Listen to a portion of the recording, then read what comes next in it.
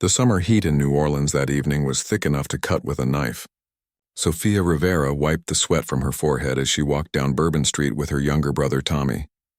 It was August 1967, and the city's annual jazz festival had turned the French Quarter into one giant party. Music poured out of every doorway, mixing together in the humid air like some kind of beautiful chaos. Sofia was 23 years old and worked as a music teacher at Lincoln Elementary School. Most evenings, she'd be at home grading papers or preparing lessons for the next day. But tonight was special. Tommy had begged her for weeks to take him to the festival, and she'd finally given in. He was 17 and completely obsessed with jazz music. Their father had been a trumpet player before he passed away, and Tommy had inherited that same passion. They'd spent the last 2 hours wandering from club to club, listening to different bands and soaking in the atmosphere. Sofia carried her trumpet case with her. She always did. It felt wrong to go anywhere near music without it, like leaving home without her shoes. The case was old and battered, covered in stickers from the few gigs she'd managed to get over the years. Not many, though. Most club owners took one look at her and said they weren't hiring. They never said it was because she was a woman, but she knew. As they turned the corner near the Blue Note Cafe, Sofia heard something that made her stop in her tracks. It wasn't the music that caught her attention. It was the laughter. Not the good kind either. It was the kind of laughter that makes your stomach turn because you know someone's getting humiliated. A crowd had gathered outside the cafe, spilling onto the sidewalk and into the street. In the center of it all, on a small wooden stage set up outside the club, stood Raymond Morrison. Everyone in New Orleans knew who he was. Everyone in America knew who he was. He'd played with all the greats, had records that sold millions of copies, and had been featured in magazines calling him the best trumpet player alive. They called him the King, and he wore that title like a crown. But right now, the King wasn't playing music. He was destroying a local musician's confidence piece by piece. Some guy from Baton Rouge had accepted Morrison's open challenge to a musical duel, and it was going exactly as badly as you'd expect.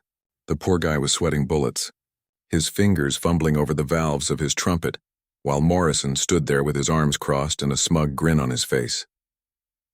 When the local musician finally finished his piece, the crowd gave him a few polite claps. Morrison didn't even let the applause die down before he launched into the same song, playing it twice as fast and 10 times better. It was meant to be a demonstration, but it felt more like a public execution. When Morrison finished, he took a dramatic bow while the crowd went wild. The guy from Baton Rouge grabbed his trumpet case and practically ran off the stage. Tommy grabbed Sofia's arm. "That's messed up," he whispered. "Why's he got to embarrass people like that?" Sofia didn't answer. She was watching Morrison work the crowd, soaking up their cheers like he needed them to survive. She'd heard stories about these challenges. Morrison had been doing them for 3 nights straight at the festival. Every night he'd call out local musicians, let them think they had a chance, and then crush them in front of everyone. People ate it up because Morrison was famous and talented, and watching him perform was genuinely amazing. But Sofia saw something else in his performance. She saw cruelty disguised as entertainment. Morrison scanned the crowd with that same cocky smile. "Come on now," he called out, his voice amplified by the speakers. "Don't tell me that's all the talent this city's got. Anybody else want to try their luck? Or are you all too scared?" The crowd laughed and hollered, but nobody moved forward. Nobody wanted to be the next person humiliated in front of hundreds of people. Morrison shook his head like he was disappointed. "That's what I thought. No real musicians left in this town. Just a bunch of, 'I'll play you.'" The words were out of Sofia's mouth before her brain caught up. The crowd went quiet, people turning to see who'd spoken. Tommy's grip on her arm tightened. "Sofia, no," he hissed. "Don't do this," but she was already moving forward, her trumpet case held tightly in her hand. The crowd parted as she walked through, and she could feel every eye on her. She heard the whispers starting up around her. "A woman? Is she serious? This is going to be embarrassing." She kept her eyes forward, focused on the stage. When she climbed up onto the wooden platform, the laughter started. It began as scattered chuckles and grew into something louder, more obnoxious. Morrison's grin got even wider when he saw her. He looked her up and down in a way that made her skin crawl, like she was some kind of joke that had just walked into his show. "Well, well," Morrison said into the microphone, making sure everyone could hear. "Looks like we've got ourselves a volunteer." What's your name, sweetheart? Sophia bristled at the word sweetheart but kept her voice steady. Sofia Rivera. Sofia Rivera, Morrison repeated like he was testing how the name sounded. And where do you play, Sophia? Let me guess, church? Wedding receptions? School concerts? The crowd laughed again and Morrison played it up, clearly enjoying himself. I play wherever someone gives me a chance, Sophia said quietly, but the microphone picked it up. Morrison raised an eyebrow. Is that right? Well, you're getting a chance right now. A chance to embarrass yourself in front of all these fine people. More laughter. But hey, I admire the courage. Takes guts to get up here when you know you're going to lose. He extended his hand for a handshake. It was meant to look sportsmanlike, but Sophia could see the condescension dripping off the gesture. She took his hand anyway and shook it firmly, meeting his eyes the whole time. Up close, she could see he was older than she'd thought, probably in his mid-40s. His eyes were sharp and calculating. He was used to winning, used to being the best, used to people backing down or breaking under pressure.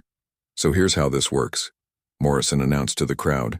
We'll duel tomorrow night, right here, same time. 3 rounds. I play, she plays, we go back and forth. The crowd decides who wins.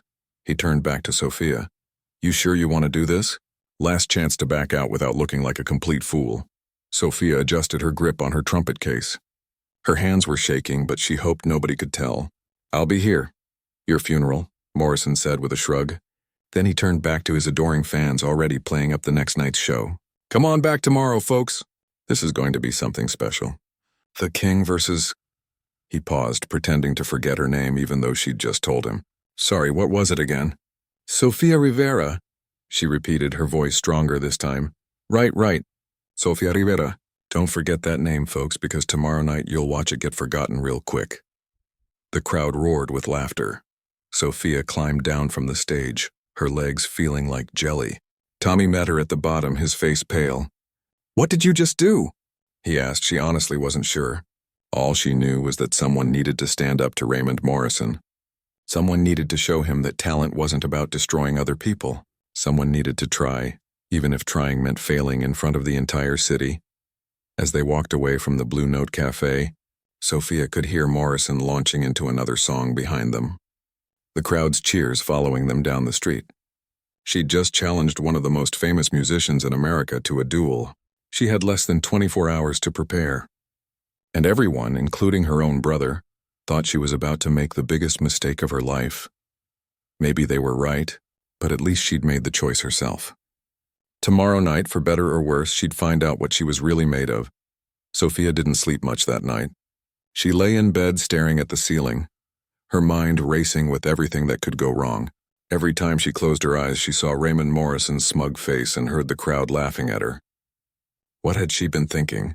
The man had played with legends. He'd toured the world. He'd made records that people would listen to for generations.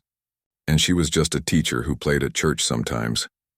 By the time the sun came up, Sophia had convinced herself at least a dozen times to not show up. Nobody would blame her. She could just pretend it never happened. But every time she thought about backing out, she remembered the look on Morrison's face when he'd called her sweetheart. She remembered all the club owners who'd turned her away without even listening to her play. She remembered her father telling her when she was 10 years old that she had a gift, and gifts weren't meant to be hidden away. She dragged herself out of bed and got ready for work. Teaching was the last thing she wanted to think about, but she had 28 third graders counting on her to show up.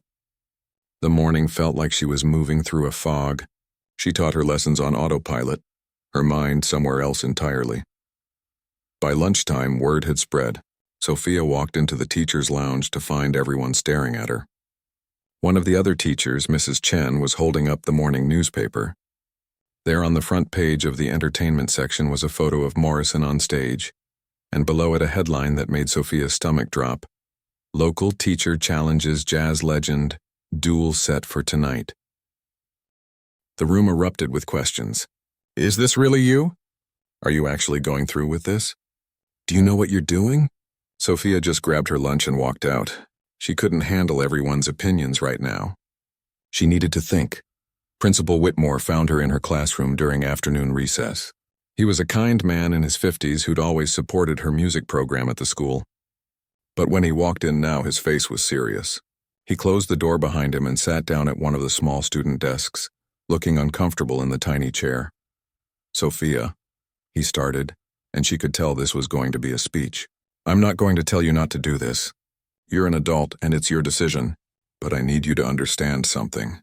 When you walk onto that stage tonight, you're not just representing yourself." Sophia felt a weight settle onto her shoulders. She'd been trying not to think about this part. "Every woman who's ever picked up an instrument is going to be watching," Whitmore continued. "Every girl in this school who thinks maybe she wants to be a musician someday. Every parent who tells their daughter that music isn't a real career for women. You're going to be proving something tonight whether you want to or not." "That's not fair," Sophia said quietly. "I just want to play music." "I know," Whitmore said, his voice gentle. "But fair doesn't matter. This is bigger than what you want it to be. I'm telling you this because you need to be prepared for what comes next, win or lose." After he left, Sophia sat alone in her classroom for a long time. The afternoon sun came through the windows, making patterns on the floor. She thought about all the girls she'd taught over the years who'd shown interest in music. She thought about the ones who'd given up when their parents said it was a waste of time. She thought about the weight of carrying all their hopes on her shoulders tonight. It was too much. She couldn't do this. Sophia left school as soon as the final bell rang. She didn't go home. Instead, she drove across town to a small apartment above a music shop. This is where Mrs. Delgado lived. Elena Delgado was in her 70s now, a tiny woman with silver hair and eyes that still sparkled with life. Her husband, Carlos, had been Sophia's teacher for 5 years before he died. He'd been the only person who'd believed she could really make it as a musician. Elena answered the door and immediately pulled Sophia into a hug. "I heard," she said simply. "Come in, mija." The apartment smelled like coffee and old books. Photos covered every wall, most of them showing Carlos with his trumpet, performing in clubs across Cuba before he'd fled to America. Elena made them both coffee and sat down across from Sophia at the small kitchen table. "I can't do this," Sophia said, the words tumbling out. "I thought I could, but I can't. Morrison is too good. I'm going to embarrass myself and everyone who ever believed in me. I should just not show up." Elena sipped her coffee slowly. "Do you remember what Carlos used to say about Morrison?" Sophia shook her head. "He said Morrison was technically perfect but emotionally empty. He said Morrison could play every note correctly, but had forgotten why those notes mattered in the first place." Elena stood up and walked to a shelf, pulling down an old record. She placed it on the turntable and Morrison's music filled the room. It was beautiful. There was no denying that. Every note was crisp and clear, every run perfectly executed. But as Sophia listened, she started to hear what Carlos had meant. It was like watching someone solve a math problem. Impressive, but not moving, not alive. "You're not going to beat him by trying to be as technically good as he is," Elena said. "You beat him by remembering what he forgot. Music isn't about showing off. It's about making people feel something real." Elena walked to a closet and pulled out a case that Sophia recognized immediately. It was Carlos's trumpet, the one he'd played for 40 years. "He would want you to use this tonight," Elena said, holding it out. Sophia's hand shook as she took the case. "I can't. This is too important. What if I drop it or damage it or—" "Then you damage it," Elena said firmly.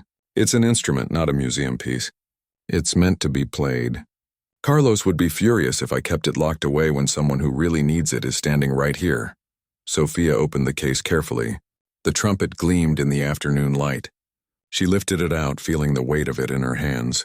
It felt right. It felt like coming home. "What do I play?" Sophia asked. "How do I compete with someone like Morrison?" "You don't compete," Elena said. "You speak. You tell your story with that trumpet. You play everything you've ever felt, everything you've ever fought for. You make that instrument sing what words can't say. That's something Morrison can't do, because he's too busy proving he's the best to remember why he started playing in the first place." Sophia stayed at Elena's apartment for another hour, just talking.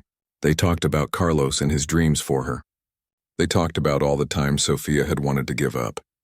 They talked about what music really meant beneath all the technique and theory and competition. When Sophia finally left, the sun was starting to set. She drove home with Carlos's trumpet carefully secured in the passenger seat. Tommy was waiting for her in the living room, looking worried. "Are you really doing this?" he asked. "Yeah," Sophia said. I really am. What if you lose? Sophia thought about that question. She thought about Principal Whitmore and Mrs. Chen and all the people who would be watching. She thought about every girl who needed to see a woman stand up and try even when the odds were against her. Then I lose, she said finally. But at least I'll lose being myself, not trying to be someone I'm not. Tommy nodded slowly. Dad would be proud of you, you know. Even if you lose, he'd be proud that you tried. That almost broke her. Sophia felt tears burning in her eyes, but she blinked them back. There'd be time for crying later. Right now, she needed to practice. She spent the next 3 hours in their small living room with Carlos's trumpet. But she didn't practice the way she normally did. She didn't run scales or work on difficult passages. Instead, she just played. She played the sadness of losing her father. She played the frustration of being turned away from auditions. She played the joy of seeing her students learn something new. She played her life, all of it, the good and the bad and the complicated. Tommy sat on the couch the whole time listening. When she finally stopped, he had tears running down his face. That's it, he said, his voice rough with emotion. That's how you win. Play like that tonight and it doesn't matter what Morrison does. But as the clock ticked toward 8 o'clock, Sophia's confidence started to crack. Her hands were shaking as she got ready. She changed clothes 3 times, not sure what someone was supposed to wear to their own musical execution. Finally, she settled on simple black pants and a white blouse. Nothing fancy. Nothing that would make her stand out any more than she already would. The drive to the Blue Note Cafe felt like it took both forever and no time at all. Tommy drove while Sophia sat in the passenger seat, holding Carlos's trumpet case in her lap like a shield. Her mind was spinning with doubts again. What if Elena was wrong? What if emotion wasn't enough? What if she got up there and froze? What if she couldn't even play a single note? They turned onto Bourbon Street and Sophia's heart sank. The crowd was even bigger than last night. People packed the sidewalks, pressed against buildings, filled every available space. Someone had set up food stands. Others were selling T-shirts that said, "The King versus the Teacher." This wasn't just a musical duel anymore. It was an event. It was a spectacle, and Sophia was about to be at the center of it all. The inside of the Blue Note Cafe was so packed that Sophia could barely breathe. The air was thick with cigarette smoke and sweat and nervous energy. People had crammed themselves into every possible space, standing shoulder to shoulder, some even sitting on the floor near the stage. The fire marshal would have shut the place down if he'd seen this, but nobody seemed to care. They were all here for one reason, to watch what most of them expected to be a disaster. Tommy held onto Sophia's arm as they pushed through the crowd. People recognized her now. Some gave her encouraging nods. Others looked at her with something like pity, the way you'd look at someone about to do something incredibly stupid. A few called out good luck, but their voices sounded doubtful, like they were just being polite. The stage was small, barely big enough for 2 people and the house band. Morrison was already up there, surrounded by his people. He had his own band with him, professional musicians who'd played on every major stage in the world. They looked relaxed, like this was just another Tuesday night for them. Morrison himself stood at the center, laughing at something one of his band members said. He looked completely comfortable, like he owned the place. When Morrison saw Sophia approaching, his smile got wider. He said something to the guy next to him, and they both laughed. Sophia felt her face get hot, but she kept walking. She climbed up onto the stage, her legs feeling weak. The crowd noise swelled, a mix of cheers and jeers and general chaos. The owner of the Blue Note, a heavy-set man named Frank, stepped up to the microphone. He had to shout to be heard over the crowd. All right, settle down." The noise dropped to a dull roar. "Welcome to what might be the most interesting night this club has ever seen.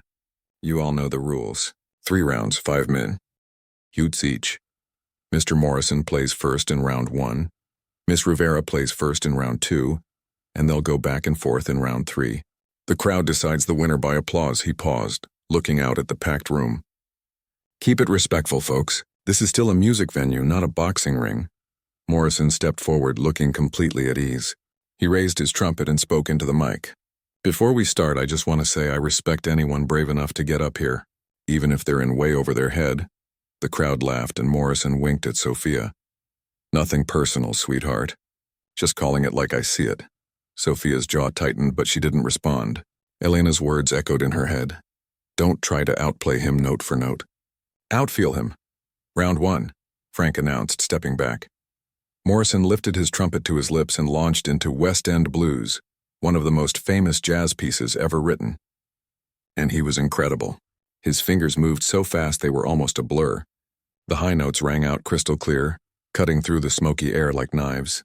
He hit every note perfectly, added complicated runs that seemed impossible, held notes so long that people in the crowd started counting. When he finished with a flourish, the room exploded. People were on their feet, whistling and stomping. Morrison took a long, dramatic bow, soaking it all in. Sophia's heart was pounding so hard she thought it might burst out of her chest. How was she supposed to follow that? Morrison had just played a technically perfect version of a jazz standard. If she tried to play the same song, she'd just be setting herself up for direct comparison and she'd lose. She needed to do something different. She stepped up to the microphone and the crowd gradually quieted down. Hundreds of faces stared at her, waiting. She could see doubt in most of them. Could see people already dismissing her. She closed her eyes and thought about why she'd gotten on that stage last night. Not to prove she was as technically skilled as Morrison, but to prove that she belonged here, that women belonged here. Sophia lifted Carlos's trumpet to her lips and began to play Strange Fruit. It was a haunting song, originally sung by Billie Holiday, about racism and violence in America. It wasn't a typical dual choice. It wasn't fast or flashy, but it was real. It was painful. It was true. She played it slowly, letting each note hang in the air. She didn't try to show off. She just tried to make people feel something. She thought about her father, who'd faced discrimination his entire life. She thought about all the doors that had been closed in her face. She thought about every person who'd ever been told they weren't good enough. And she poured all of that into the music. The room went completely silent. Not the restless silence of people waiting for something to happen, but the heavy silence of people actually listening. Sophia kept her eyes closed the whole time, afraid that if she opened them and saw people's reactions, she'd lose her nerve. When she played the final note, she let it fade slowly into nothing. For a long moment, nobody made a sound. Sophia opened her eyes, terrified that the silence meant she'd failed completely. But then someone in the back started clapping. Slowly at first, then faster. Then someone else joined in. Then more people. Then the entire room was on its feet and the applause was deafening. Sophia looked over at Morrison. His expression had changed. The cocky smile was gone. He was staring at her like he was seeing her for the first time, really seeing her. His band members were exchanging looks, whispering to each other. This wasn't going the way they'd expected. Frank stepped up to the microphone. Round 2! This time Sophia would go first, and the pressure was even heavier now. She'd proven she could play, but could she do it again? She chose Summertime, another classic, but she played it her way. Not fast, not showy, just honest. She made it sound like a lullaby and a cry for help at the same time. The crowd stayed quiet throughout, hanging on every note. When she finished, the applause was strong and genuine. People were starting to believe she might actually have a chance. Morrison's response was aggressive. He played Tiger Rag, and he played it at breakneck speed. It was clearly meant to intimidate, to remind everyone who the professional was. His fingers flew across the valves, and the notes came out so fast they almost blurred together. It was impressive. It was intimidating. But something had shifted in the room. The applause for Morrison was loud, but it wasn't overwhelming. It wasn't the same wild enthusiasm he'd gotten after the first round. People were starting to understand something. Technical skill was impressive, but it wasn't everything. Sophia was making them feel things that Morrison's perfect technique couldn't touch. During the brief break before the final round, Sophia saw Morrison talking intensely with his manager near the side of the stage. She couldn't hear what they were saying, but Morrison's face was flushed, and he kept gesturing with his hands. His manager said something that made Morrison's jaw clench.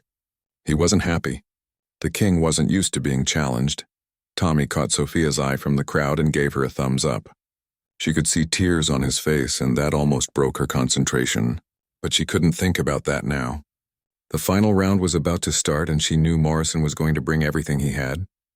Frank returned to the microphone. Final round, folks. This is it. Morrison practically pushed his way to the front of the stage. He looked angry now, the playful arrogance replaced by something harder. This is an original composition, he announced. Something I've never performed publicly before, Pay attention because this is what real mastery looks like. He began to play and it was like nothing Sophia had ever heard. He'd been holding back before, she realized. This was Morrison at full power. The piece had everything. Rapid-fire runs that seemed physically impossible. High notes that he held forever. Complex rhythms that showed his perfect timing. It was a masterclass in technical ability. His band supported him perfectly, and together they created something genuinely spectacular. The crowd went wild. This was what they'd come to see, the king in all his glory. People were shouting, stamping their feet, completely caught up in the moment. When Morrison finished, he turned to Sophia with a look that said, "Top that if you can." Sophia's hands were shaking as she stepped forward. This was it. The moment that would define everything. She could try to match his technical display and probably fail, or she could trust herself and do what she'd been doing all night. Play from the heart. She stepped up to the microphone and spoke quietly. This is for everyone who's ever been told they don't belong. Her voice was barely audible over the crowd noise, but the microphone caught it. Then she began to play a piece she'd written herself. She'd composed it in the weeks after Carlos died, when grief had felt like it might swallow her whole. It started slow and sad, each note weighted with loss, but gradually it built into something else, something stronger. Something that said, "I'm still here. I'm still fighting. You can't break me." She played with her eyes closed again, completely lost in the music. She didn't know that tears were streaming down her face.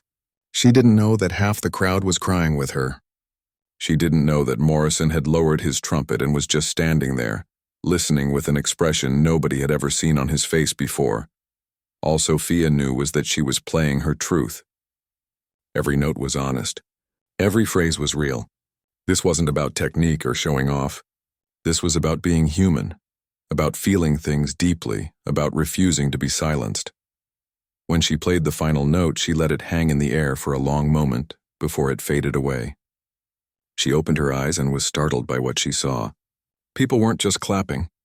They were standing, crying, holding on to each other.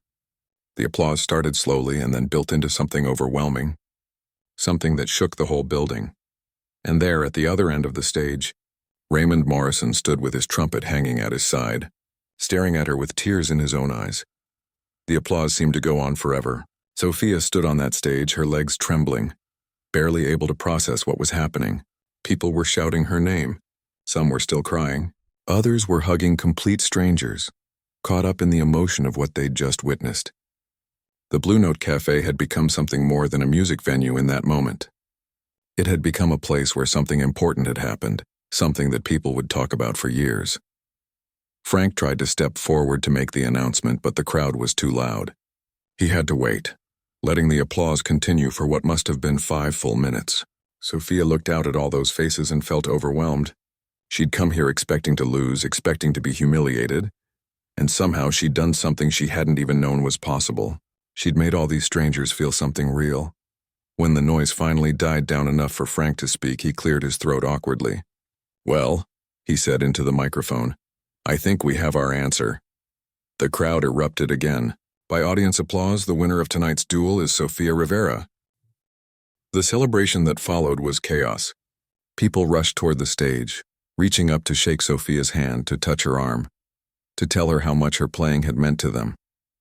Tommy pushed through the crowd and pulled his sister into a tight hug. "You did it," he kept saying. "You actually did it." But Sophia wasn't paying attention to any of that. She was watching Raymond Morrison. He stood at the far end of the stage, still holding his trumpet, still staring at her with that strange expression on his face. His band members had surrounded him, talking rapidly, but he wasn't responding to them. He looked like a man who'd just had his entire world flipped upside down. After a few moments, Morrison waved his people away.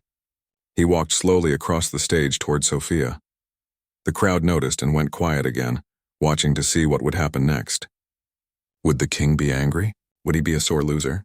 Would he try to diminish what had just happened? Morrison stopped in front of Sophia and extended his hand.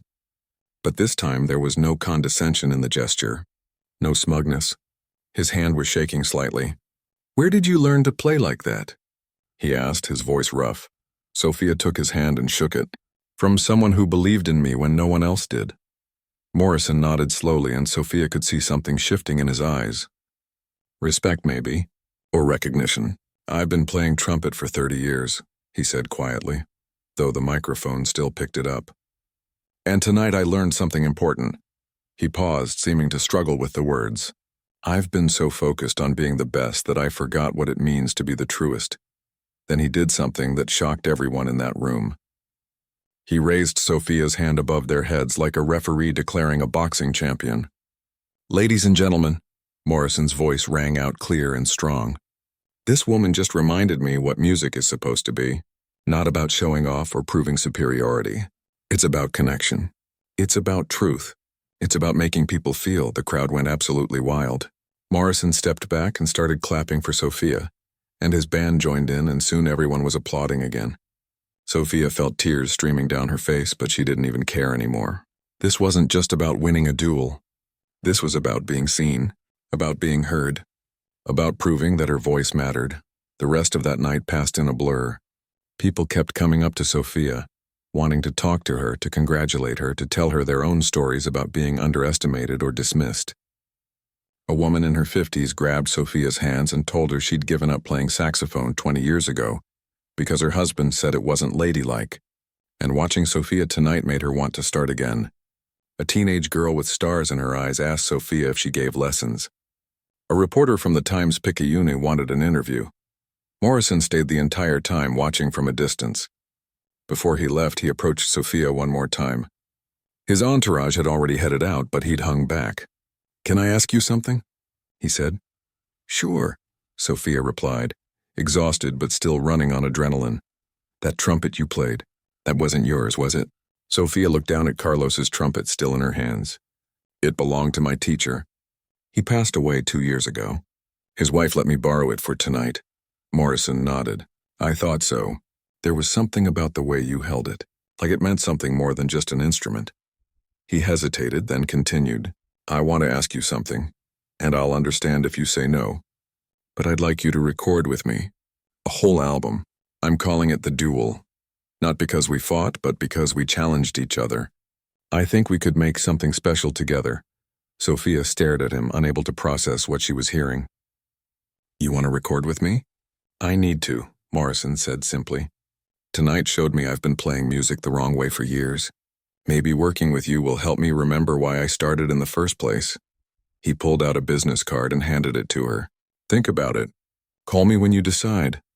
After he left, Sophia sat down heavily on the edge of the stage. Tommy sat beside her. "This is insane," he said. "Do you realize what just happened?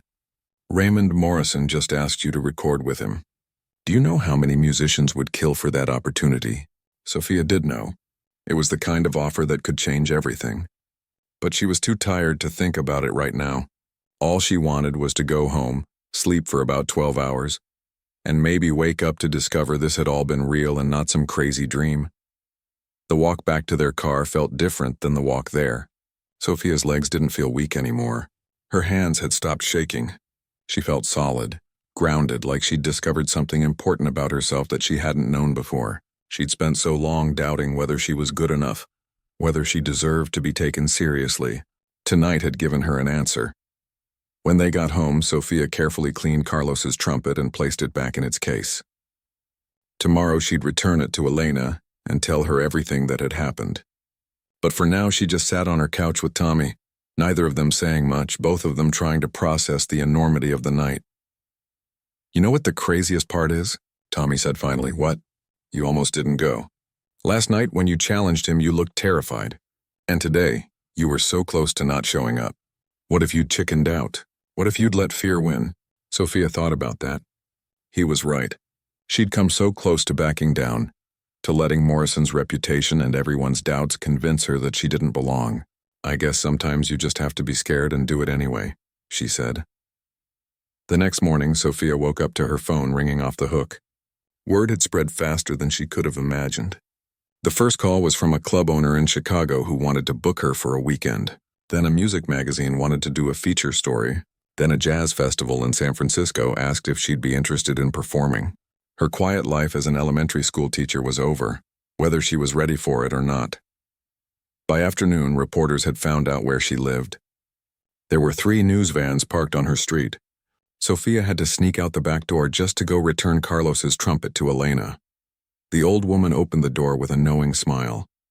"I heard," she said. "The whole city heard. Come in, Mia."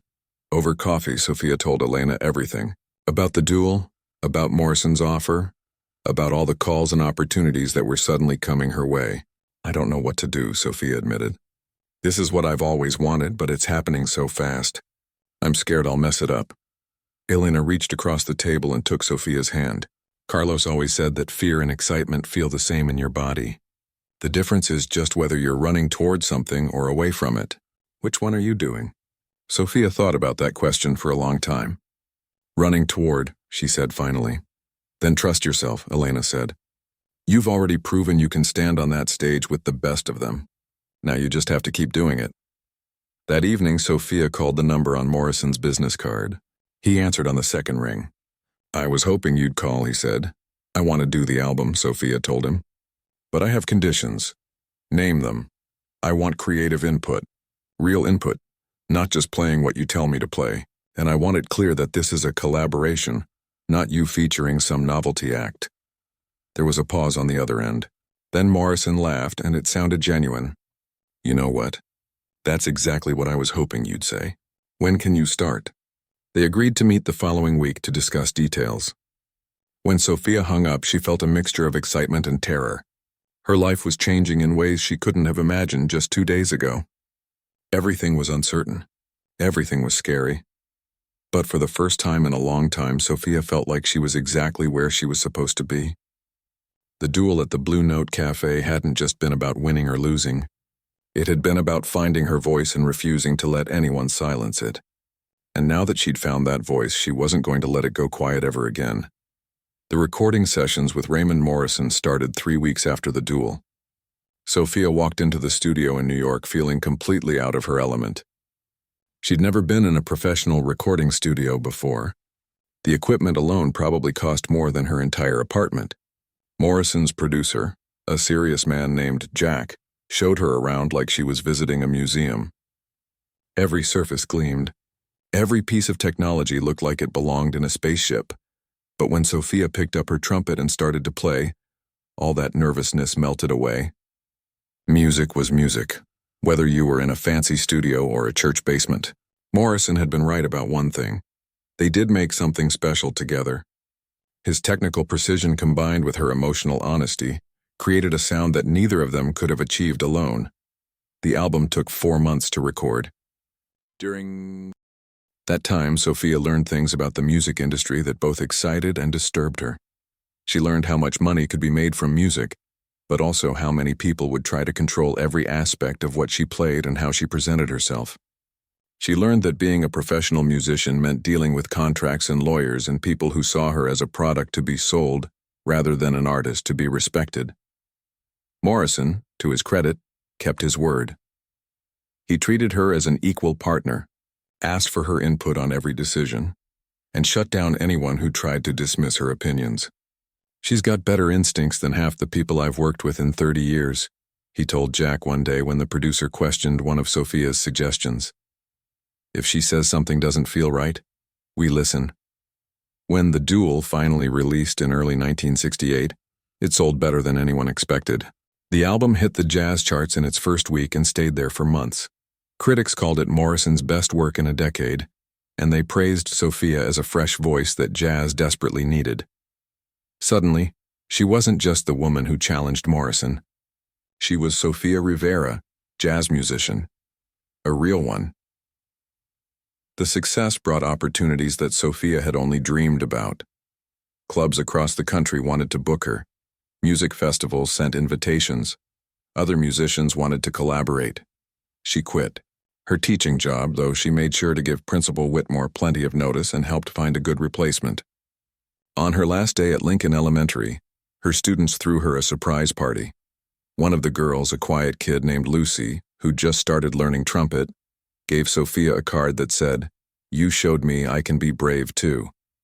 That card stayed on Sophia's refrigerator for the rest of her life. But success came with unexpected complications. Some people accused Sophia of only getting opportunities because of her gender. saying Morrison was just using her as a publicity stunt. Others claimed she'd gotten lucky that one night at the Blue Note and couldn't possibly maintain that level of playing. A few old-school jazz musicians publicly said that letting women into the scene would ruin the tradition and authenticity of the music. Sophia tried not to let the criticism get to her, but it was hard. She'd proven herself once, but apparently, she'd have to keep proving herself over and over again. Every performance felt like another test, another chance for people to say she didn't deserve to be there. Tommy noticed his sister struggling with the pressure. One night, after a particularly harsh review in a Boston newspaper, he found her sitting alone in her hotel room, staring at the wall. "You okay?" he asked. "I don't know," Sophia admitted. "I thought winning the duel would be enough. I thought once people saw I could play, that would be it. But it's never enough. There's always someone ready to tear me down, to say I don't belong." Tommy sat down next to her. "Remember what Dad used to say? You can't control what people think, you can only control what you do. You're doing amazing things, Sophia. Don't let the doubters make you forget that." He was right, but it still hurt. Sophia realized that breaking barriers wasn't a one-time thing. It was something you had to keep doing, every single day, sometimes in big ways, and sometimes in small ones. The real change happened gradually, in ways that were harder to see than album sales or sold-out shows. Sophia started getting letters from young women across the country, girls who'd picked up instruments because of her, women who'd quit music years ago but were starting again because seeing Sophia gave them courage, teachers who were starting jazz programs for their female students because they finally had an example to point to. One letter came from a 17-year-old in Texas named Patricia. She wrote about how her high school jazz band had refused to let her audition because girls weren't allowed. But after the director read about Sophia in a magazine, he changed the policy. Patricia was now the first girl in her school's jazz band. "I wouldn't be here without you," she wrote. "Thank you for not giving up." Reading letters like that made all the criticism worth it. Sophia realized that Principal Whitmore had been right that day in her classroom. She wasn't just playing for herself. She was playing for everyone who came after her. Morrison saw the change in Sophia over those months. They were having dinner after a show in Los Angeles when he brought it up. "You know what I respect most about you?" he said. "You never tried to become me. When we first recorded together, my producer wanted to smooth out your rough edges, make you sound more polished. You refused." Sophia remembered that fight with Jack. She'd almost walked away from the whole project. "I worked too hard to find my voice to let someone change it," she said. "Exactly," Morrison nodded. "And that's what makes you special. I spent years trying to be the best, technically, thinking that was what mattered. You taught me that authenticity matters more than perfection." He paused, looking uncomfortable. "I want to apologize for how I treated you that first night, and for how I treated every other musician I humiliated during those challenges. I thought dominance was the same as greatness. You showed me I was wrong." It was the most honest Morrison had ever been with her. "We both learned something," Sophia said. "That's what made the duel matter." Over the next few years, Sophia's career continued to grow. She recorded 3 more albums, toured internationally, and won awards that she never imagined receiving. But the moment she was most proud of came 5 years after the duel, when she helped start a music program specifically designed to support young female musicians. She called it the Carlos Mendez Foundation, naming it after the teacher who'd believed in her. The foundation provided instruments, lessons, and mentorship to girls who wanted to pursue music professionally. Every year, Sophia taught a summer intensive program herself, passing on everything Carlos had taught her. She told her students the same thing Elena had told her: don't try to play like anyone else. Play like yourself. That's the only way to make music that matters. Morrison remained a friend and occasional collaborator. He never went back to doing those humiliating public challenges. Instead, he started using his platform to promote younger musicians, especially those who'd been traditionally excluded from jazz spaces. When interviewers asked him about the change, he always brought up that night at the Blue Note. "Sophia didn't just beat me in a duel," he'd say. "She reminded me why I fell in love with music in the first place. That's a debt I'll never be able to repay." The Blue Note Cafe closed its doors in 1982, but before it did, they held one final concert. Sophia and Morrison played together on that same small stage where they dueled 15 years earlier. The show sold out in minutes. People came from across the country to be there, to witness this piece of history one more time. Before they played, Sophia stood at the microphone and looked out at the crowd. She saw young women with trumpets and saxophones, aspiring musicians who'd grown up hearing her story. She saw Tommy in the front row, now a successful music producer himself. She saw Elena, who at 87 years old still came to every show Sophia played in New Orleans. 15 years ago, I stood on this stage terrified, Sophia said. I thought I was just challenging one man to a duel. I didn't realize I was challenging an entire system that said people like me didn't belong here. Thank you for proving that we do belong. Thank you for listening. The applause that followed reminded her of that night so long ago. But this time she wasn't scared. This time, she knew exactly who she was and what her music meant. After the show, as they were packing up, Morrison handed Sophia something. It was a photograph taken during the duel, capturing the exact moment when Sophia had played her final note. Her eyes were closed, tears on her face, completely lost in the music. I want you to have this, Morrison said. As a reminder of the night you changed everything. Sophia looked at the photo for a long time. That young woman in the picture had been so afraid, so uncertain. But she'd done it anyway. She'd stood up, played her truth, and refused to be silenced. And in doing so, she'd opened doors not just for herself, but for thousands of others. Years later, when Sophia retired after a 40-year career, she donated Carlos's trumpet to a music program for girls in New Orleans. She had a plaque made that read, "For those who are told they don't belong, play anyway, play louder," because that's what Sofia Rivera had done that humid August night in 1967. She'd played anyway. She'd played louder. And she'd turned one trumpet duel into a movement that would echo through generations. Not because she was the most technically skilled musician in the world, but because she'd had the courage to be authentically herself. And sometimes that's the most revolutionary thing you can do.